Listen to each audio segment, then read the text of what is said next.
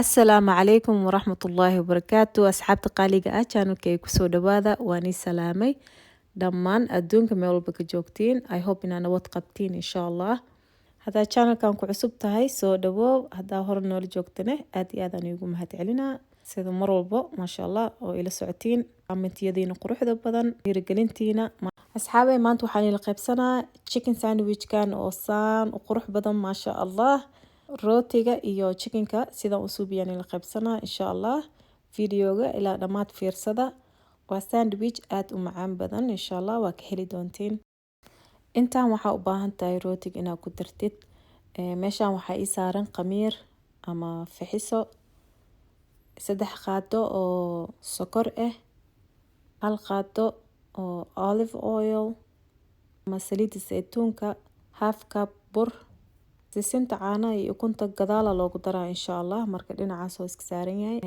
half cup 1 cup oo biyo kuleel ah waaye 3 qaado oo butter ama buuro iyo 1 qaado cusbo iyo 1 xabo ukun intaas loo baahan yahay insha Allah everything oo meeshaan oo saaran description ka hoos aan igu soo qoraa cabirkiisa waxaan hilmaamay inaan duubo markaan kan suubinayay half cup oo bur ah waaye khamiirka iyo waxa isku daray biyaha kuleelka 5 daqiiqo sugay 5 daqiiqo bacdi waxaan dhan ku daray insha Allah sidaas uu socdaa wakaas ukuntiya ku daray saliida iyo maxaa kale ahay sokorta iyo cusbada ku daray markaas waa qasweeyaa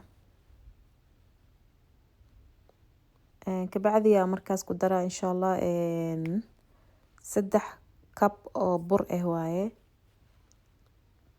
rootigan qiyaastiisa wuxuu suubinaa at least 8 xabo hadaa rabtid gacantaada ku cajiimi kartaa ama makiinada ku ridee ilaa 5 daqiiqo si fiican la rabaa inuu cajiimo wakaas hadda waa diyaar marka baaquligana wax yar bur ku shubooyaa sida ugu dhagin burka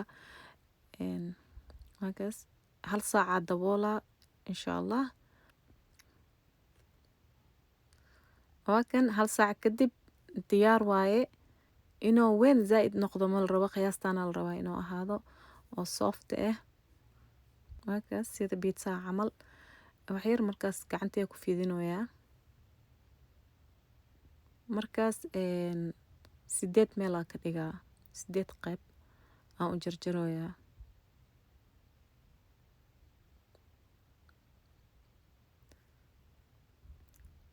wakaas asxaabay 8 xabo ku soo baxa insha Allah tartiib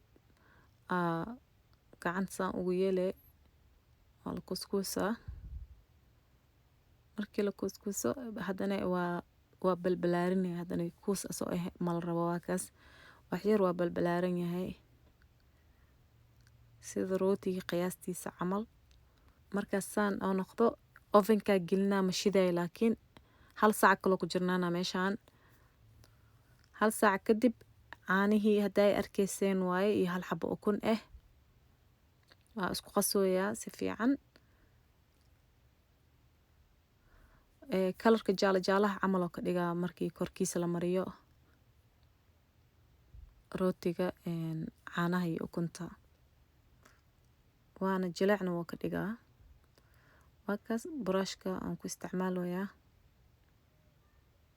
oo rootiga loo isticmaalo waaye wakaas kulli hal u marinoyaa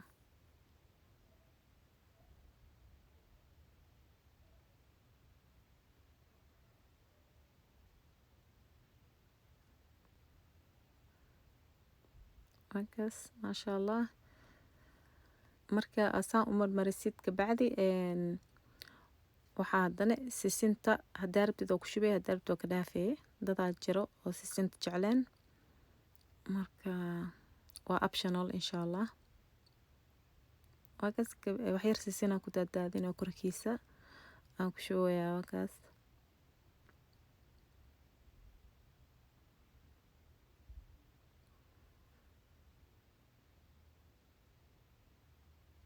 kulli tartiib wax yar ugu shubayaa sisin badan ma la rabo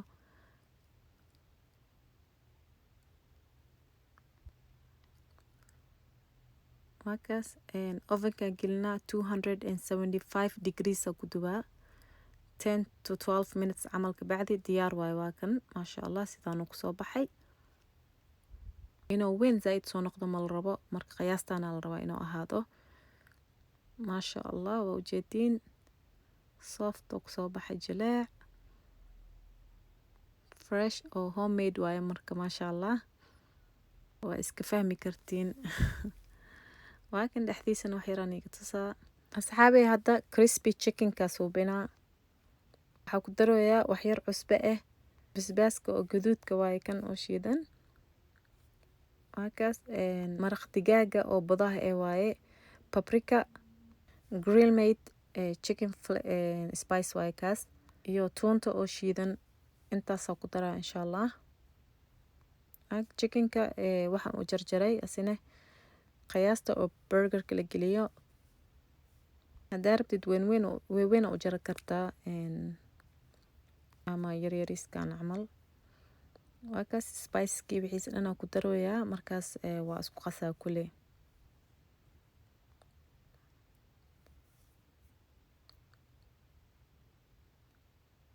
waa kan wixiisa dhan waa mariyay, si fiican iskugu qasay. haddaa rabtid faranjeerka 2 hourna waa geli kartaa insha Allah. hadda burkii oo korkiisa mari lahay markaa dubaay waaye asoo diyaarsaday. wax yar burkana flavor u suubinoyaa. kii maraq digaaga oo budaha ah wax yar ku daray, cusbo, filfil iyo paprika ku daraa. waa kan paprika waaye kan, filfishi. markaas waa isku dhex qasoyaa.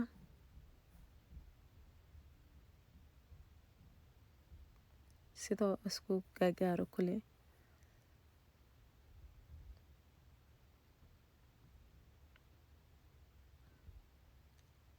meeshaan waxaa dhex gelinoyaa hadda chickenka ukun.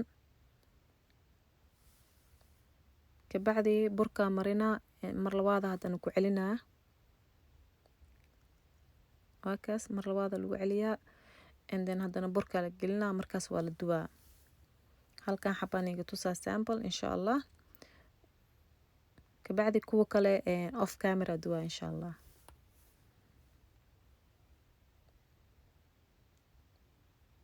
markaas hadda 3 xabaa duboyaa first.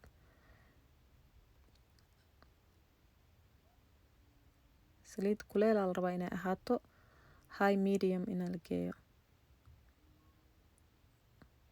markaas 3 minutes ka bacdi waa gadaala u gidinoyaa. at least 7 minutes ilaa 8 minutes chickenka diyaar waaye. ama marka oo golden brown noqdo.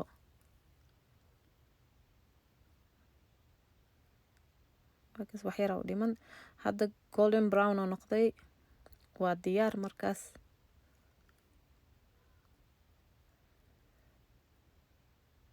markaas hadda diyaar waaye chickenkii maasha Allah sidaan ku soo baxay. chicken fillet camal oo noqday. maqaayadaas chickenkooda sidaan camal u subsan yahay.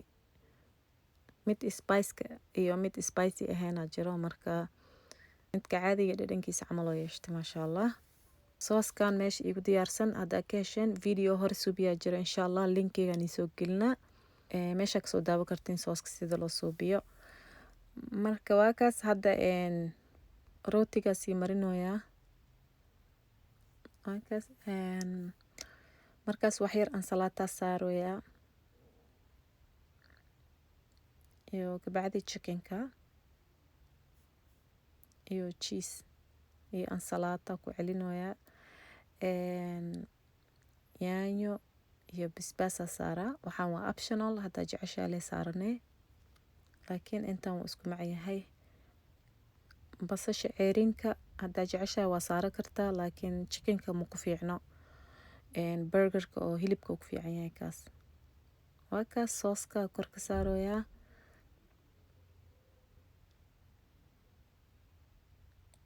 oo ujeedin quruxdiisa.